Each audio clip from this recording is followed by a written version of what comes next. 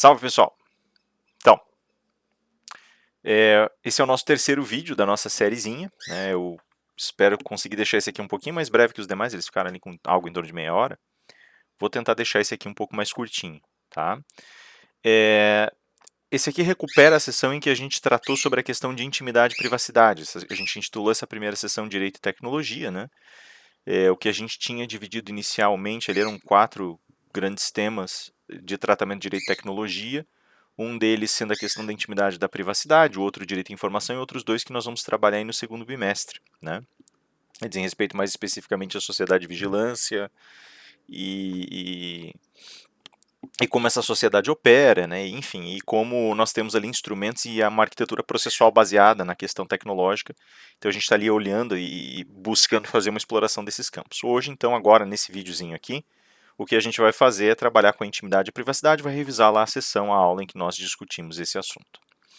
Bom, a gente sabe, num primeiro momento, que os direitos à intimidade e à privacidade, eles aparecem meio que conjugados, então, como eu comentei lá no último vídeo com você, a gente ia dar uma revisada nas expectativas e nas explorações feitas lá desde a carta, desde o artigo, perdão, do Warren e do Brandeis, né, em que eles trabalhavam ou estabeleciam uma expectativa a respeito de uma certa ordem de direitos que até então não se concebia, né? E a gente sabe que a intimidade e a privacidade eles surgem nesse sentido como a partir da observação de situações que, desculpem, geram um certo dano e constrangimento, muito embora elas não estivessem, ou geravam um certo dano e constrangimento, muito embora lá na virada do 19 para o 20 não estivessem presentes na arquitetura normativa e não fossem protegidas, né? Então, a situação primordial que nós tínhamos lá, na realidade, era a da proteção, era de proteção mitigada no que diz respeito à propriedade, né? E nesse sentido, a acoplagem constitutiva desses direitos, ela vinha talvez aí ganhava talvez em mais intimidade só no sentido da subtração de uma determinada fatia de patrimônio, né? E a questão que eles levantam é uma questão bastante pontual, né? Suponham, por exemplo, que eu vá lá e de repente abra, né, a gaveta do criado mudo de uma pessoa, de uma mulher, e tire dali, né, um conjunto de anotações, né, dessa pessoa. E aí, por exemplo, podem ser anotações, pode ser um diário, pode ser uma lista de compras, pode ser qualquer coisa assim. Eles pontuam muito claramente, olha, não existe nenhum valor artístico ou literário, né, naquela naquele texto, naquele material escrito, mas são questões pessoais, são elementos, objetos pessoais, né? E eles falam assim, olha, na verdade, quando você vai fazer a subtração desse elemento, se ele for levado embora, aí é um objeto de fato que foi retirado, é uma perda patrimonial. E se for uma peça, se for um texto escrito que tenha qualidades artísticas, aí evidentemente você está causando dano porque você furtou a produção de outra pessoa, né? Então o que a gente chamaria hoje talvez de plágio, né, dessa cópia, então você vai lá e furtou, né? Nesse caso você furtaria aí fisicamente ou, né, ou faria uma cópia à mão e levaria embora, né?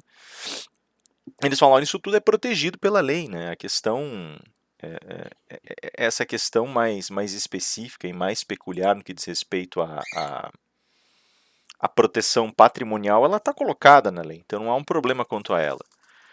Mas há um problema que vem em sucessão e que começa a ser construído, ele começa a ser desenhado, né, de alguma maneira cinzelado, quando a gente começa a perceber que, na realidade, essa invasão do espaço é algo grave, é algo que fere a própria pessoa. Se a pessoa vai lá depois e descobre, por exemplo, que teve o diário lido, né?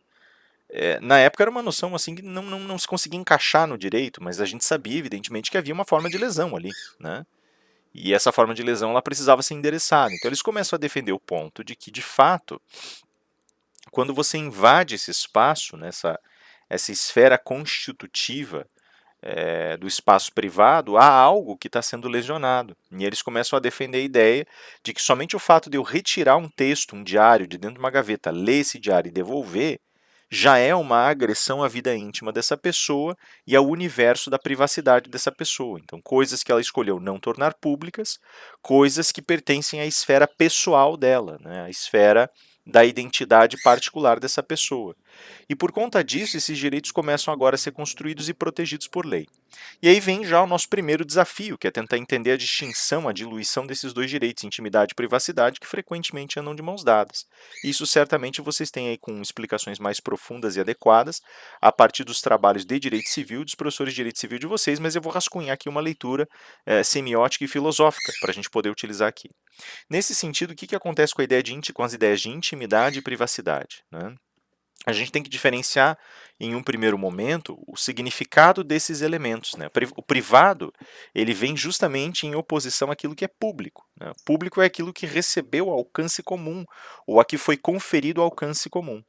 Tá? Então, a privacidade ela tem uma qualidade muito peculiar. Ela advém, dentro desse sentido, desse espírito quase habermasiano de falar da esfera pública e da esfera privada, o privado ele é engendrado, de alguma maneira, a partir do momento em que eu tenho uma intenção clara de criar zonas de reserva que não estejam abertas à discussão de quaisquer passantes. Né?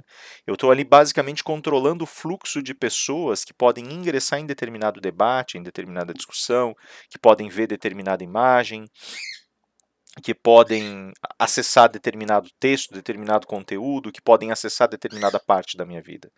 Isso envolve, portanto, um princípio que está sempre tensionado entre esses dois grandes polos: a publicidade que eu ofereço para algo, a privacidade que eu mantenho. Né? Então a gente vai falar aí sobre a vida privada, é justamente o setor, a dimensão da minha vida que eu não desejo separar, que eu não desejo, ao qual eu não desejo dar oferecer publicidade, né? Que eu não desejo dar para a publicidade, que eu não desejo tornar público, que eu não desejo anunciar numa esfera mais ampla. Claro que essa relação ela se torna mais difícil na medida da nossa diluição dessas esferas pública e privada.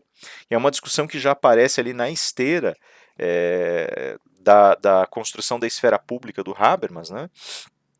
E que já vem se engendrando há muito tempo, até porque a gente tem uma dificuldade de mesclar, de separar os dois hoje. Né? Veja que, por exemplo, aqui existe um espaço que, até o momento em que eu comecei a colocar em câmera, era um espaço privado. Né? Então ele teria aqui uma reserva, ele tem um preparo próprio, existe um fenômeno da relação privada aqui. Né? Eu acessaria esse lugar de uma forma muito distinta, por exemplo, se eu preferisse reservá-lo para fora das câmeras. Eu poderia deixar coisas aqui, esparramar coisas, deixar uma ordem diferente aqui dentro, deixar... Incidentalmente não faz muita diferença, eu faria assim mesmo de qualquer jeito, né? Então, assim... Mas a maioria das pessoas poderia, por exemplo, deixar esse espaço reservado como um espaço para você se sentir à vontade, para você vulnerar um pouco a tua relação. Então você deixa ali, né? Há outras formas de exposição de coisas que talvez você não queira tornar públicas, né? Mas agora esse espaço foi dado publicidade e eu já tenho isso em mente, né? Que o que aparece aqui é público, né? Essas coisinhas que aparecem aqui são de alguma forma públicas, né? Elas estão imediatamente acessíveis a quem quer que tenha interesse em ver, né? O que diz respeito à intimidade já é uma coisa um pouco diferente, né? Essa ideia da intimidade ela traz consigo uma relação que não conecta necessariamente o meu gesto à abertura e publicidade que eu estou dando a algo, mas que antes conecta os meus gestos àquela apropriação profundamente pessoal e afetiva que permite resguardar as coisas. Então, nesse sentido, esse engendramento ele é um engendramento diferente, ele é voltado para a individualidade e para a identidade. Então, agredir a privacidade significa fazer essa travessia de uma zona pública para uma esfera que tinha sido reservada e que não se queria que fosse contemplada lá fora. Né? A questão da intimidade que vem acoplada e constantemente junto com a questão da privacidade já diz respeito àquilo que pode ferir ou abalar a identidade, as impressões que a pessoa pode ter de si mesma, eventualmente, o conjunto de relações que a pessoa pode travar tentando construir aos poucos uma maneira, um olhar de identificação social para ela. Então tem uma ligação mais íntima, mais afetiva, compõe o que a pessoa é em muitas ocasiões. Né? Então a intimidade e a privacidade eles divergem nesse sentido, mas frequentemente vão aparecer juntas. Né?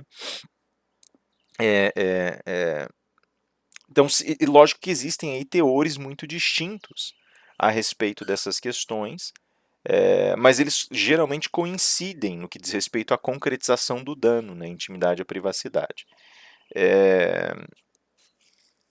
Então, o que acontece? Né? A gente tem essas duas grandes forças e, evidentemente, elas passam a ser revistas na medida em que nós começamos a encarar esse novo universo a partir de uma realidade tecnológica. Né? Isso porque, ó, vamos supor, por exemplo, né, existe um espaço que eu quero, e isso é interessante, o âmbito da privacidade e da intimidade, eles determinam uma certa coleção de espaços, né? Então, por exemplo, uma pessoa sai, vai a público, ela está fazendo coisas para as quais ali na rua, no espaço aberto, ela faz coisas para as quais são dadas publicidade, né? Mas se é uma situação na qual ela não quer ver se vê envolvida, essa informação é retransmitida, pode ser que isso ataque a esfera íntima dessa pessoa. Então, uma coisa que ela está fazendo privadamente, né, uma coisa que ela está fazendo por conta própria, fora da sua esfera, por exemplo, de trabalho, de repente é divulgada em esferas que não são condizentes com aquela publicação, sem autorização dela. Então há um dano à imagem, pode haver um dano à honra, e há uma travessia da intimidade da pessoa, né? Há uma travessia. A intimidade ela não precisa ter como ocorrência pura e simples a reserva da privacidade, muito embora na maioria das vezes tenha, né? É, é, às vezes justamente o acesso permite criar uma ferida íntima, né, uma degradação íntima, justamente porque isso tem uma afetação afetiva, ética, né, muito pessoal, muito constitutiva da identidade do indivíduo. Então, se a gente parar para pensar nesse sentido, né, a gente ainda tem, em determinada medida, um certo controle. Quando a gente para pensar, por exemplo, nesse dar publicidade, o dar publicidade tradicional, o dar publicidade das ruas, né, das casas descortinadas, daquilo que se faz diante de outras pessoas, daquilo que se permite a outras pessoas acessar e tudo mais. O problema passa a ser agora o conjunto de instrumentos e ferramentas que nós temos, que dão perenidade para as informações obtidas e para as situações a que nos expomos, e que de alguma maneira permeiam todas as esferas. Né? Então é, por exemplo, o fato de eu ter um microfone no meu celular que reconhece a minha fala e pode ser acionado a qualquer momento. Né? Se reconhecer na minha fala um comando, e muitas vezes acidentalmente reconhece de fato esses comandos, né? sem que eu os tenha dado. Envolve também essa câmera que está colocada dentro desse cômodo, envolve drones, envolve a vigilância por câmeras nas ruas. Né? Então, as relações do íntimo e do privado elas são atacadas de uma forma diferente na medida em que nós vamos percebendo a naturalidade com que os espaços vão sendo afetados. Por exemplo, eu posso sair num fim de semana e posso não querer que pessoas fora da minha esfera familiar, que pessoas que não sejam minha esposa, por exemplo, saibam onde eu fui. Por qualquer razão boba que seja. Né? Não precisa ser nada assim que, né, vá criar escândalo social, nada disso, mas só porque eu não quero que saibam. Né?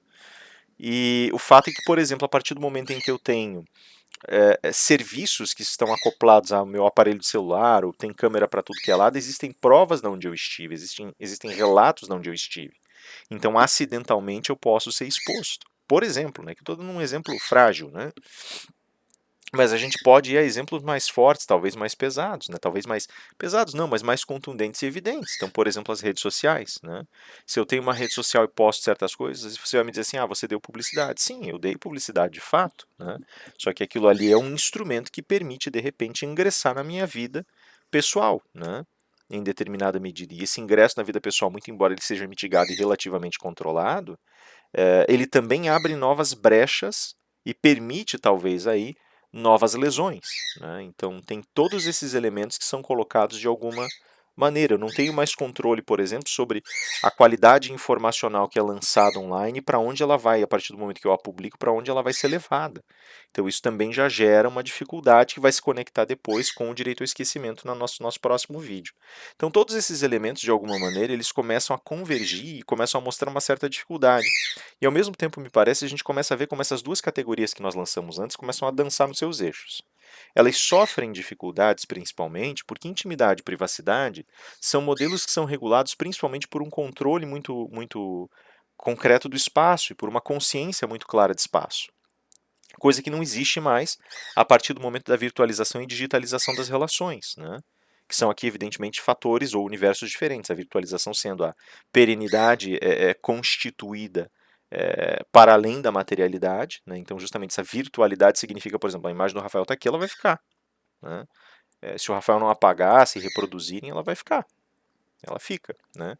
Isso é uma virtualização, em certa medida, né? Que está incorporada aqui. A digitalização ela é um vínculo, uma ação para um canal midiático, um canal de hipermídia determinado, que é o canal digital aqui, né? Então esse movimento todo, ele de alguma maneira, ele transforma e subverte a aplicação desse direito, né? A intimidade ela já não é mais vista como era antes.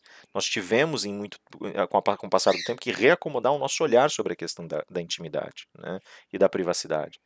É, eu passei a entender que certos universos são muito mais acessíveis. E pela sua acessibilidade, eles também precisam ser rearticulados, precisa ser engendrado nesse universo um aspecto de respeitabilidade mútua, um aspecto de certa acomodação social, né? O fato é que esses elementos eles também criam certa dificuldade no sentido da defesa que eu vou propor.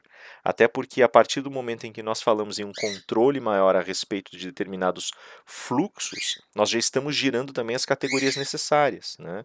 Então, por exemplo, vocês podem dizer assim, mas Rafael, você, por exemplo, não pode se queixar que nós estejamos invadindo sua privacidade aqui. Afinal das contas, você escolheu fazer o vídeo, você escolheu colocar uma câmera, você podia ter usado só o slide, e você escolheu oferecer para nós os dados que estão postos aí. Eu escolhi de fato. E essa escolha que eu fiz, ela determina que eu controlei o canal de publicação, eu controlei o esquema de publicidade que eu estou fazendo aqui. Então eu saí do espaço privado, né, eu abri uma brecha no que era o espaço privado e ofereci isso para o público. Então isso aqui já tem uma dimensão pública, já é um objeto público, né, já é um artefato público, né. É... Tem coisas, por exemplo, podem pertencer à minha intimidade, ou seja, ao jeito que eu me identifico, e que eu não quero verter no vídeo, porque eu não acho que seja pertinente, ou porque eu não ia me sentir bem, ou seja lá o que for. Essas foram controladas e arregimentadas para fora, elas estão na minha consciência, elas estão, né, talvez no meu inconsciente, elas estão alvejadas fora desse espaço.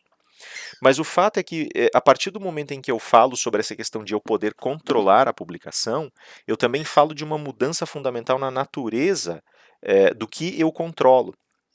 Eu não estou mais controlando a publicidade ou particularidade de eventos, de pensamentos, da minha presença ou de acontecimentos. Eu estou controlando a privacidade e a publicidade de informações.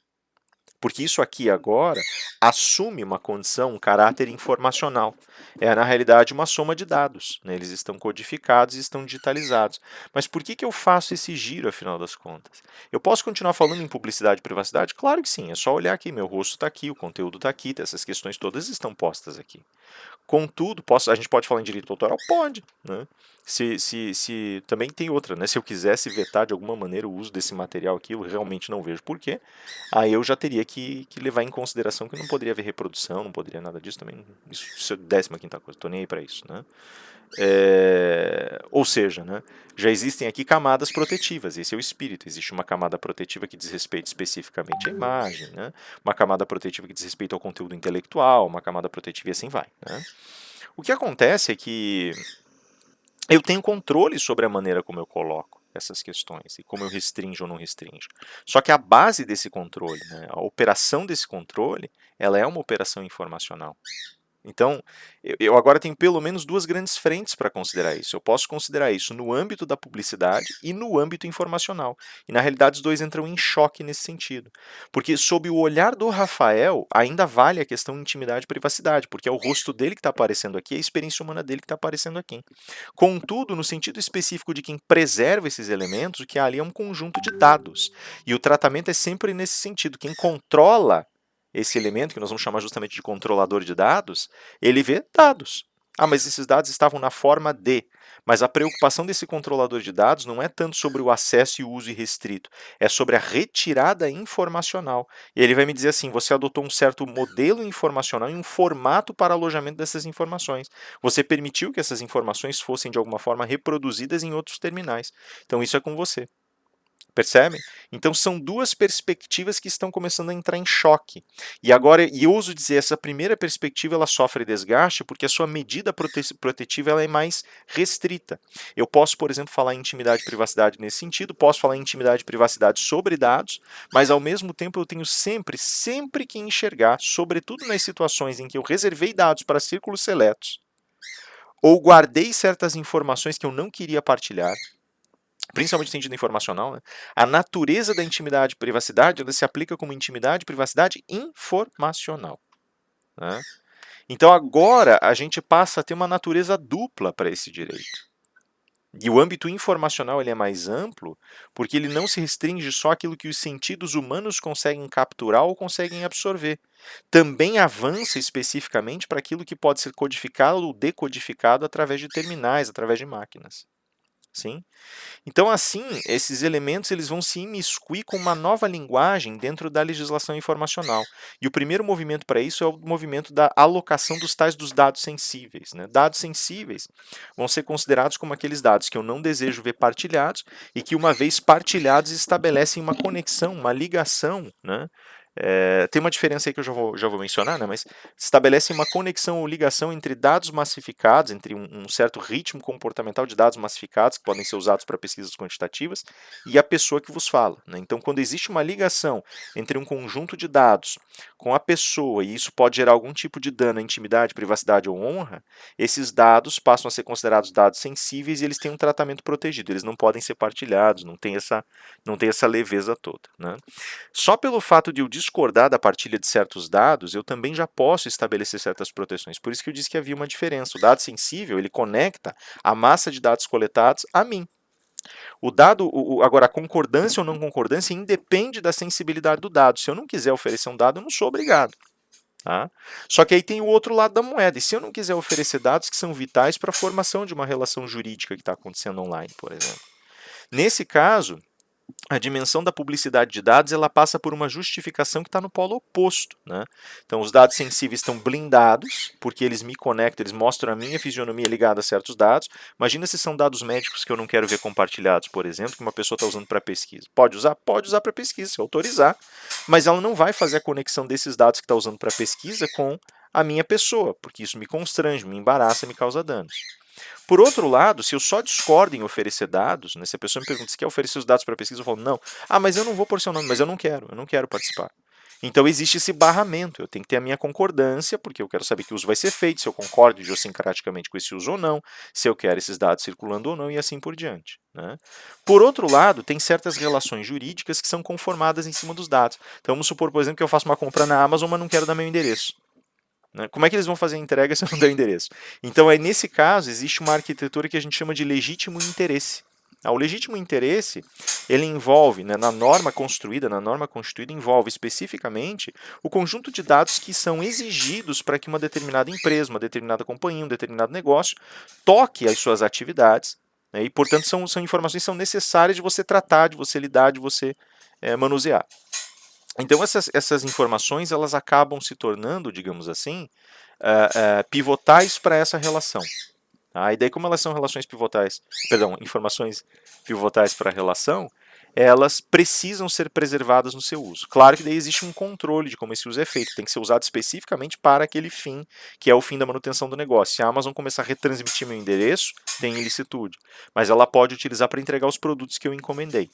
Uma pergunta que a gente colocou, inclusive, na sessão foi, se, por exemplo, a Amazon, né, a gente tinha dado o exemplo de uma hamburgueria, né, mas se a Amazon, por exemplo, resolve me mandar um panfleto promocional para o meu endereço, está errado ou não? Né?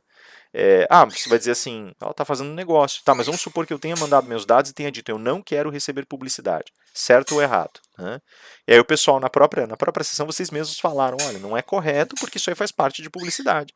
Mas há entendimentos judiciais hoje, na Europa, sobretudo, que dizem, olha, pode, porque isso faz parte do espaço de divulgação e da tentativa de venda, faz parte do negócio, então entra no âmbito do tal do legítimo interesse. Né? Vejam que a gente também não tem uma fisionomia clara a respeito do que essas construções e direitos são ainda, porque nós ainda estamos pisando com leveza, com cuidado para tentar entender a natureza dos negócios. De um lado, a gente vai ter, evidentemente, um indivíduo que não quer ser acossado, não quer ser assediado por elementos específicos de uma natureza negocial, e por outro lado, nós vamos ter empresa que precisa descobrir um jeito de vender, e agora tem que se adaptar a uma nova realidade, que aos poucos está se reconstituindo como uma realidade pós-digital, como a gente havia comentado aí antes. Né? Veja que, mesmo que a gente vá falar em doutrina do legítimo interesse, nós temos que estabelecer, digo doutrina aqui porque é um raciocínio criado a partir e para a determinação de certos princípios. Né? Nós temos que lembrar que existem direitos fundamentais, direitos humanos e direitos de personalidade que precisam ser respeitados. E se em qualquer momento o uso, o exercício do legítimo interesse ferir um desses três campos, automaticamente não pode ser incluído aí. Né? Tem algum alojamento equivocado na doutrina do legítimo interesse, na construção jurídica, na categoria, perdão, do legítimo interesse. Tá? Então a informação ela nunca pode atravessar esse limite, nunca vai poder causar dano a esse núcleo duro da formulação jurídica, né? A gente fez aqui uma propostazinha, né? A gente construiu essa proposta durante a sessão, de filtros conceituais, né? Primeira coisa que a gente tem que ter em mente, portanto, é qual é o objetivo de uma coleta de dados e do uso desses dados, do tratamento desses dados, tá? Primeiro, a gente vai falar em proporcionalidade, razoabilidade de coleta e uso, né? Então, por exemplo, eu preciso fazer negócio com você. Então, eu vou te vender um produto, preciso te entregar. Eu posso coletar o teu endereço. Isso não me dá o direito de coletar teu endereço, telefone, CPF, RG. Lógico que tem toda essa coleta vai ser feita para assegurar que o negócio seja feito, mas, né? PIS/PASEP, quantidade de imóveis, quantidade de TVs em casa, né? Um conjunto de informações que exacerbam, extrapolam a finalidade, né? Não posso fazer isso, né? Tipo, dizer, olha, eu vendo para você desde que você me responda um questionário de 50 perguntas, me contando que produtos vocês têm, seus hábitos de consumo, isso, aquilo, aquilo, aquilo. Isso é proibido, tá? Incidentalmente, tem outros negócios que envolvem exatamente a coleta dessas informações, né? Tem sites, por exemplo, hoje, em que você pode trabalhar online, você ganha créditos em determinadas lojas. E o que eles fazem? Eles te dão um número de 100, 150 perguntas e eles pagam em crédito para você responder, para você oferecer dados do teu perfil de consumo, perfil de trabalho, perfil profissional, perfil humano e assim por diante, né? Então, assim, lógico, né? Ah, mas então eu minto em tudo. Não, eles têm estratégias para você não conseguir mentir, né? Mas enfim, o fato é que daí entra uma questão de negociação. Você está oferecendo as suas informações, está vendendo as suas informações, é um negócio e você está ciente de que essas informações não vão ser usadas em conexão a dados sensíveis, mas vão, de todo modo, ser utilizadas para fins negociais, para estabelecer novas relações de consumo, novas estratégias de marketing e assim por diante. Tá? Então tem que existir proporcionalidade e razoabilidade na coleta e no uso desses dados. A isso se somam os limites normativos. Né? Esses limites normativos dizem respeito a direitos fundamentais, direitos humanos, direitos de personalidade e outras disposições da lei. Aí você soma isso, né? Toda a exclusão de dados sensíveis, então você não pode conectar esses dados aos indivíduos, a uma individualidade de modo a causar lesão, né? Fazer divulgação disso, mas a exclusão de exigência de consentimento. Então, nas esferas, isso vai valer sempre para as esferas em que o consentimento não é formalmente exigido por lei, não é formalmente exigido pela própria estrutura que está sendo dada para esse negócio, para esse ramo de trabalho. Por fim, desculpa, os meus bebezinhos aqui fizeram barulho agora mesmo. Fiquei curioso o que tinha acontecido. Por fim, tudo isso vai somar para essa estrutura específica do chamado legítimo interesse. Tá? Então essa na realidade aqui é uma estruturazinha de análise que a gente fez aqui bem mínima, né? Na realidade é um pouco parecida com aquela estrutura garantista, assim, bem estágios, né? Mas nem chega a ser igual, né? Bem parecidinha só na maneira de escrever. E é isso aqui serviria talvez aí como uma ferramenta, um filtrozinho para dar uma ajuda para a gente, beleza? É isso aí, galera. Eu volto daqui a pouquinho com o nosso próximo, né, com o nosso último vídeo de revisão, que é o do direito ao esquecimento, fazendo algumas colocações filosóficas sobre a construção desse direito e como nós podemos articular. Beleza? É isso aí, galera. Muito obrigado pela atenção, pela força. Qualquer coisa me procurem. Deus abençoe vocês e até mais.